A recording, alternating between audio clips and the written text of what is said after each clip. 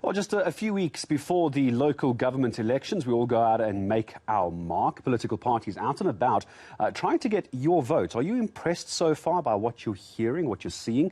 Most of the campaigns, we know, have been focused on service delivery and good governance. The ANC, though, been a little preoccupied trying to sort out its candidate list disputes. So how much of an issue is that for the ANC? Let's discuss it with Public Policy Specialist Dr. TK Pooe.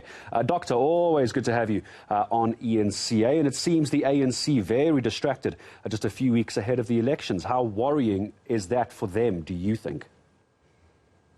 No, thanks. It should be very worrying, considering that they've had 4 years to prepare for this one election, and it seems everything is unraveling. But again, look, we shouldn't be surprised this has been the trajectory of the ANC for the last 4, even 10 years, that they're quite disorganized. But I think the bigger question will be, how will voters respond to this? And I think that for me is the bigger question, because people, I think it's not a surprise that the ANC is in chaos, but for me, voters always either seem to let them off, or they sometimes just say, oh, listen, maybe it's rare they'll say, listen, let's wholesale leave the ANC. So for me, those are the two things that'll be most important.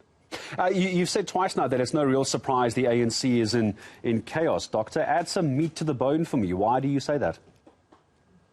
Well, if you look at I think the last, the elective conference, not this one, even the previous one, is the ANC is consistently in the end-of-year report by the General Secretary stated that, listen, at the branch level and every regional level, the party is not doing well. The machinery of the ANC has been collapsing. So when I say it's not a surprise, and even the ANC themselves have known this. Now, I think what people maybe did not expect was that the rot would be so bad that they wouldn't be able to maybe field candidates and sometimes even pay for their own registration. So that for me, this has been a normal trajectory within the ANC. Hence, I say it's not a surprise that even they themselves know it's been collapsing. Maybe to this level is a bit of a surprise, but I think this is what tends to happen when institutions don't have the proper leadership in place. Let me put two comments to you that I've had given to me over the past couple of weeks with other analysts and experts in the field, such as yourself. One of those is it seems and it appears as though the ANC is campaigning like an opposition party. Maybe you can help me understand what very smart people say when they mean that, because maybe it's a bit lost on me, Doctor. The other is, as far as the optics are concerned, Crystal Alderson, a colleague of ours here, made the comment yesterday that it's unusual to see the president himself campaigning so hard. This is a local government election. Why aren't we seeing more of the ANC local councillors getting more of the spotlight? What's your comment to those two questions? I'd agree with both comments. Working it backwards, the reason the president is out is because the ANC has not been able to, with confidence. I'll use the region I come from in the Vaal, where I think in the community of Everton, they gave us accounts and the community outright rejected the individual. The ANC had to come in twice or even 3 times to say, listen, this is please, if you don't want this guy, at least maybe give us an alternative, which shows you that they didn't do the job beforehand.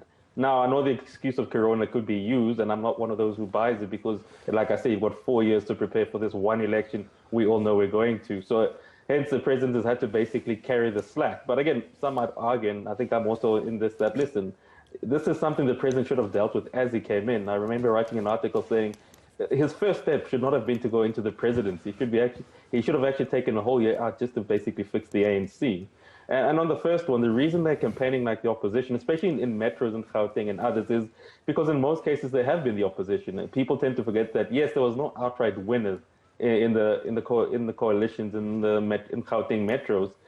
So the ANC has to campaign like an opposition, but it's also a sign of the weakness, because some might correctly say that the ANC seems to forget that they've got the majority of municipalities in the country, and if they're campaigning like the opposition, it really just shows you how bad things are for them.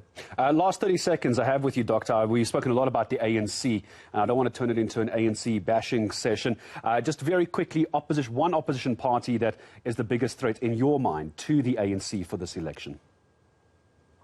Well, look, I think it'll be the usual, and I'll just maybe quickly just say, look, most of the opposition parties, I think, were doing well, even the DA, until they decided to get away from their main messaging campaign, which is what we do well.